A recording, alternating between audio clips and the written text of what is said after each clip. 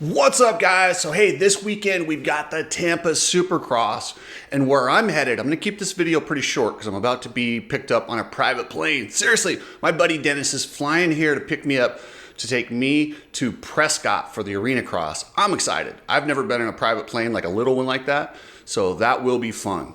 And the Prescott Arena Cross round is going to be stacked. You have a lot of guys from the West Coast that are returning to the series because, you know, they're not East Coast Supercross riders, or they don't want to go all the way to Tampa and they want to make some money. So look for a very deep Arena Cross field. It's on tonight and tomorrow night. You got Vince Friese, Ryan Brees, Austin Politelli, Michael Hicks, and now the plethora of guys looking to just make some money. So you want to see some good racing. I want to talk a little bit about Jett Lawrence and his knee situation and how I really truly do believe this is a good thing for Jett Lawrence. That's hard to say about a guy with a serious knee injury. And the ACL is no joke. I mean, they're getting pretty good at repairing them, but nobody ever wants to tear an ACL or be out for an extended period of time. But if there's ever a good time for it, this is it. Check out Nano-Extreme. All of you guys who've got your samples, you know how good this stuff is. I'm telling you, send me your address, just your name, address, and email, and I will send you a sample. Just put that in an email where I can copy and paste it, and you will get a sample. chriscookseymedia@gmail.com. And if you've used it and like it, head over to Nano-Extreme. Use code Cooksey for free shipping. Coach Rob is dropping his Jeremy Martin podcast Monday. I'm just telling you, check that out over on the Coach Rob Podcast Network.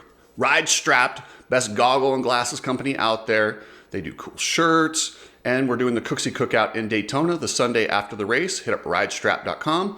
Precision Transport, best shipping company in the business, family owned, really good people. Hit up pretransport.com. And Motobilia, a memorabilia website dedicated to high-end collectibles. So check out motobilia.com. You need people like me so you can point your fucking fingers and say, that's the bad guy. Let me pose a hypothetical for you guys. Let's say you're the Lawrences and the Lawrence family. Now, you have been told by your agency that Lucas Myrtle, this man you trusted, had over for Christmas, who you've called, family, who you've said is the fourth brother, like this guy, they've told you was stealing from you. And then they show you documents and an account where we've gone over extensively what has taken place on this account. And you're furious. You're like, he just stole from us. What if you find out later on that wasn't true, and that these people from the agency brought this to you to sabotage Lucas as a way of office politics and a way to get Lucas off the account and to look good? I stand by the fact that, even if that's true, the Lawrences owe Lucas Myrtle, somebody who was there for Christmas, you owe him a call to explain this. And if they had done that, this wouldn't have been allowed to happen. And this is just my opinion. Now, this account, it sure is looking, and I believe it's being brought to the Lawrences' attention now. They're like, wait, this is actually Lucas's account. This isn't our money? Holy crap. How mad would you be at Wasserman if that was you, your family, your kid, and they used you as a tool to destroy one of the most powerful agents in the sport? Like I said, this is hypothetical right now, but I got a lot of information pertaining to this case. I didn't know much about this Travis Clark guy. I know Jacob Hayes, and I'm disgusted with his actions, thoroughly disgusted. This is a guy who I thought was a decent guy. I gave up when he was broke and they were doing the raffle for him. I gave a signed James Stewart jersey to be donated to get him money to get him back on his feet. And for this guy to go from there to turning on the guy who literally changed his life and brought him into the agency. And what Jacob might not know, I don't know if he does or not, Lucas fought the executives at Wasserman. They did not want Jacob. No, he's dumb. No, we don't want this guy in our agency. He hasn't gone through the kind of training that most agents go through. We're not bringing him in. Lucas vouched for him, got him in there and said, I will train him. I will make him a better agent than I am. That's what Lucas did for Jacob Hayes. So that's why it makes the betrayal even worse. And like I said, I didn't know anything about this Travis Clark guy. Travis Clark that was a new name to me. I mean, I heard it mentioned, but I didn't know anything about him. And I never really looked into Wasserman to see how dirty this agency was. Casey Wasserman was like an Epstein guy, and he's part of the rebuilding project. I didn't know any of that stuff. By doing all this stuff, they have caused people to look into them. I have to think the people at Wasserman are kind of pissed about the way this went down because it just put them in a bad light. And any agent over there is going to be like, oh no, if this stuff all gets out, I don't think clients are going to want to stay with us if we're part of all this garbage.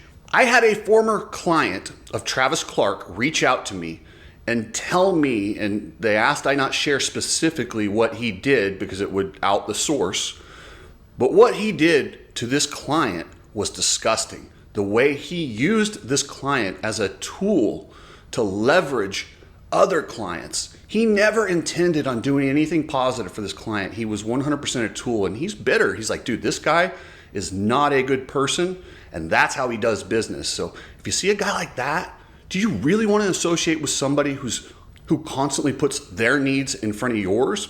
There's a lot of preconceived notions about agents and how scumbag they are. I will say this, from what I've heard about this Travis Clark guy, he definitely fits that bill, and he's one of these guys that gives agents a bad name.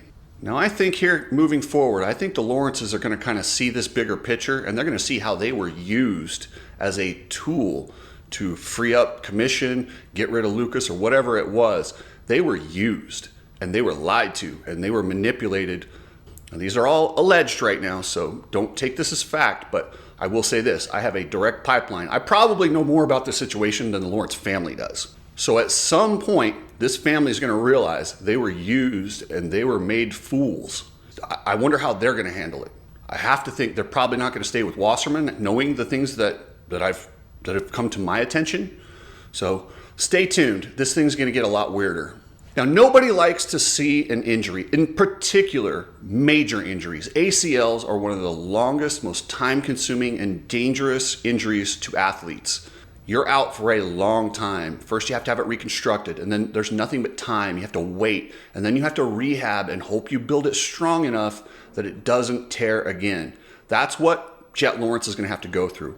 Earlier in the year, I talked about how Jett looked stressed out. He looked angry. Knowing what's going on behind the scenes, as much as I think an ACL is a bad injury to have and nobody wants that, this is a blessing in disguise for Jett Lawrence, and you can see it on his face. I like to read body language. I like to take interviews and look at body language from one to the other. Here's a comparison of Jett preseason talking. This is him side by side with announcing the injury. You see that smile that he can't hold back? That is relief. That is relief that he is not having to carry the weight of the world on his shoulders. That is relief knowing he gets to hang out with his girlfriend and nobody's going to be pushing him to the test track, signing autographs. He gets a break, and this kid couldn't have used it at a better time. Had he not got this break, I do not see how he would have continued his career. I compared him to Damon Bradshaw, how Damon was just over it and just needed a way out. These guys get pulled in so many different directions. And until you're up around that circle from the outside, they look like they're living the life, they're making money, winning races, everybody loves them. But it's this weird fake, what can you do for me? You don't even know. Like Jett probably doesn't even know who his real friends are. Take away everything that he has in his life, who would still be there? He doesn't know. I mean, look at all the child actors and the different celebrities that grow up, and when they hit hard times, who's still there? Not very many people, and it's difficult, it's hard. I hope Jett takes this time. I would say take the entire year off, completely heal the knee, heal his mind, let this situation with Wasserman and the court, let it all play out, and then come back in 2026 and have fun. And the narrative on Jett Lawrence will change. Once we don't see him for a while, his boos were some of his actions, what he did to Anderson, the blocking Hayden Deegan from going to Australia. There was some of that in there. But a lot of it was, we didn't want to see domination. It happens to every champion in every sport. It's a natural flow. But then when they have an injury, they go away. They become the darling. Watch. He will be able to do almost anything, and he will get cheers when he comes back. But that's natural. That's human nature. That's reading crowds. So Jett, take the whole season. Don't come back. Don't rush it back. Don't risk, re-injuring that knee.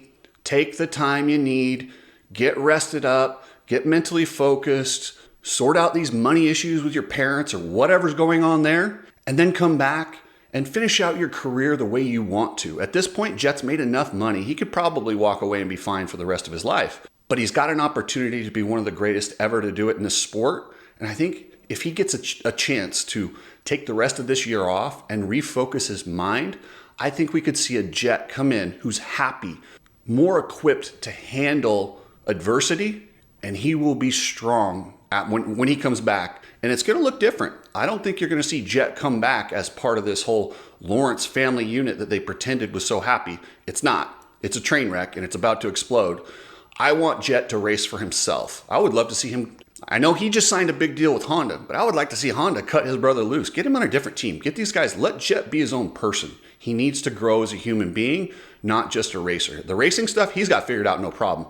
It's the human being and living life stuff that Jett needs work on. So, hey guys, that's my 2 cents, and I am off to Prescott, Arizona, first time in a private plane.